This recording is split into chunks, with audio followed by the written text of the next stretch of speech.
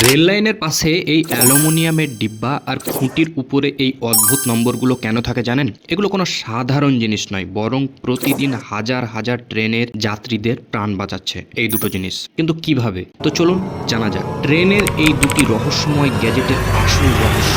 Number একে রয়েছে এই বৈদ্যুতিক খুঁটির নম্বরগুলো, যাকে রেলের ভাষায় বলা হয় মাস্ট নাম্বার। যখনই ট্রেনের আশেপাশে ট্রেনের ট্র্যাকে কোনো গড়বড় বা সমস্যা দেখা যায়, তখনই এই মাস্ট নাম্বার দেখে নিয়ারেস্ট স্টেশনে জানানো হয়। নাম্বার দুই, রেল লাইনের পাশে অ্যালুমিনিয়ামের যে ছোট ছোট বক্স রয়েছে, যেগুলোর নাম এক্সেল কাউন্টার বক্স বা লোকেশন বক্স। এতে একটি ডিভাইস লাগানো থাকে।